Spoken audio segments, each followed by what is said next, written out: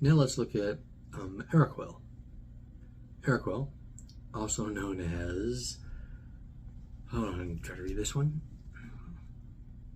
Aretztikapha. I cannot begin to pronounce that. I'm probably saying it wrong. So I'm just going to stick with Araqiêl. He taught the science of the earth. In chapter 88, Enoch is told of the signs of the earth, which will become more severe as the time of judgment approaches.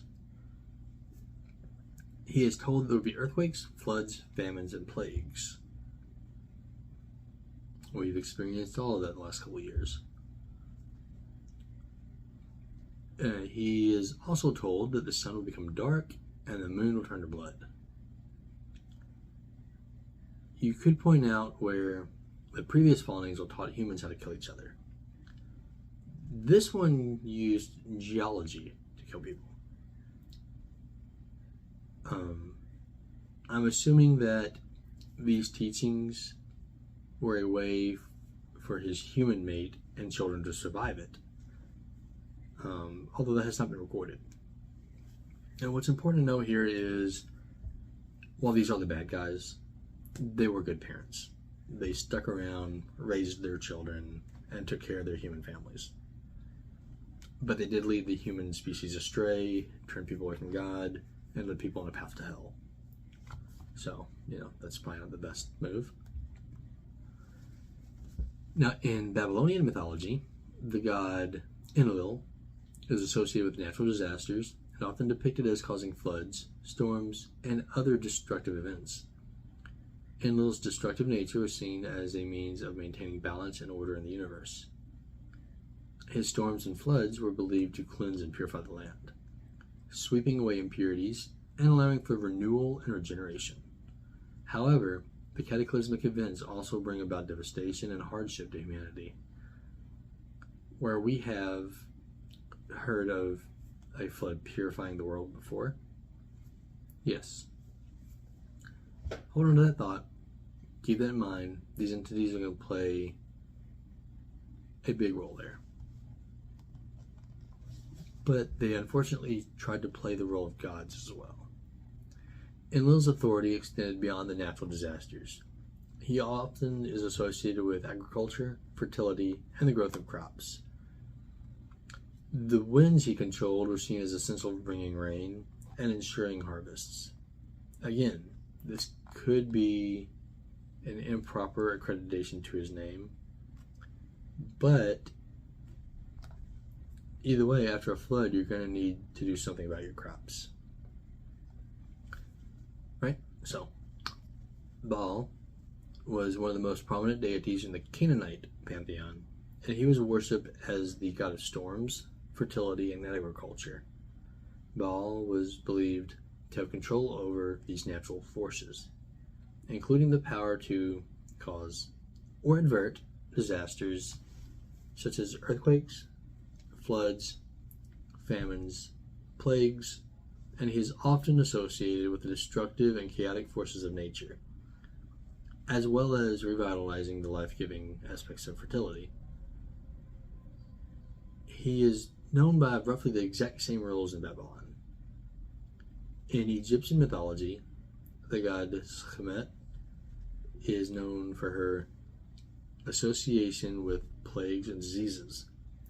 She's often depicted as a lioness-headed goddess who brought forth epidemics and wrathful destruction. Now, what did an Egyptian priest tell a Greek statesman about the ancient past?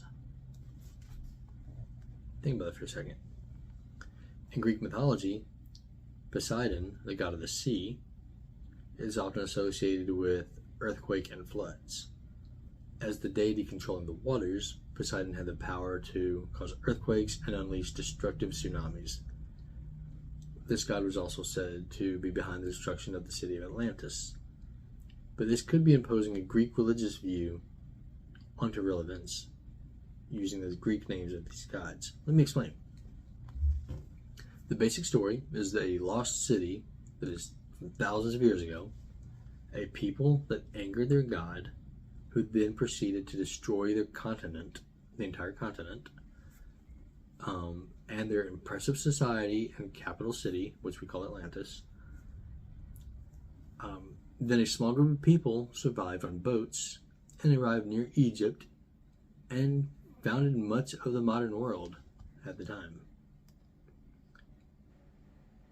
Now, the account of Genesis says that people in the world angered God, and that resulted in the destruction of earth through water, completely sinking all the continents up to the highest mountain, and only a small number of people survived on a ship, Noah and his family on the ark, and they landed in Turkey, which is not too far from Egypt. They built a great civilization with the knowledge that they had. Now, you cannot tell me these are not the same story. The continent Atlantis was on is what we now call Pangaea. All continents, all land is one. I believe that the original Euphrates River is not the Euphrates River we see today. It's actually what we now call the Atlantic Ocean. As for what God did it, in the story of Atlantis, the actions of the Lord were improperly attributed to the fallen angel trying to play this part of God. Now, in Roman mythology, the god Neptune, the Roman counterpart of Poseidon, shares similar associations with earthquakes and floods. Neptune's control of the waters extended also to causing seismic disturbances and flooding. Okay, so Jormungandr, known as the Midgard serpent, is an enormous serpent who encircles the world. In Norse mythology, of course. It is said that his movements cause the earthquakes and disturbances on the earth. In modern day, we have a basic understanding of tectonic plates, which play a major role in the geological processes such as earthquakes and tsunamis.